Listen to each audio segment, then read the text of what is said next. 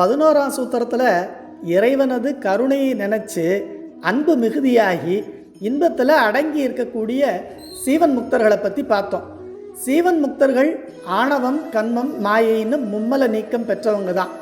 நம்ம வீட்டு சமையல் அறையில் உள்ள பெருங்காய டப்பாவில் பெருங்காயம் காலியான போதும் அந்த வாசனை விடாது இருக்கும். அதே போல் சீவன் முக்தருடைய ஆணவமலம் நீங்கி போனாலும் பல பிறவி பழக்க தொடர்ச்சியாலும் இந்த உடம்பு உள்ள வரைக்கும் ஆணவமல வாசனை இருந்து மறுபடியும் உலக விஷயங்களில் ஈடுபாடு வரலாம்.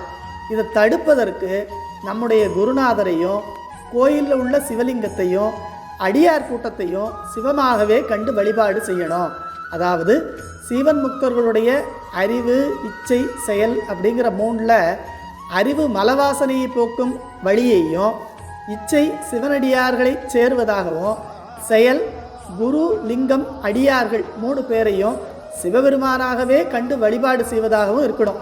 இப்படி சீவன் முக்தர்களுக்கே உபதேசம் பண்ணுறாருன்னா நம்முடைய மெய்கண்டாருடைய பெருமையை யாரால் சொல்ல முடியும்?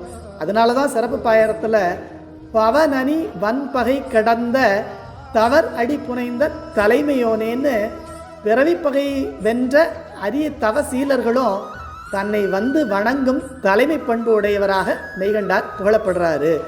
வழிபாடு என்பது ஒழிபாடு இல்லாமல் தொடர்ச்சியாக நிகழ்ந்துட்டே இருக்கணுங்கிறதுக்காகத்தான் அம்மலம் கழியிலையும் அன்பரோடு மரியிலையும் அளபடையை சேர்த்து சொல்லி உணர்த்தியது இந்த சூத்திரம். செம்மலர் நோன்தாள் சேரலொட்டா அம்மலம் கழி அன்பரோடு மரியை மாலரநேயம் மலிந்தவர்களிடமும் ஆலயம் தானும் அரணன் தொழுமே. மெய்கண்டார் அருளி செய்த சிவஞான போதம் 12ஆம் சூத்திரம்.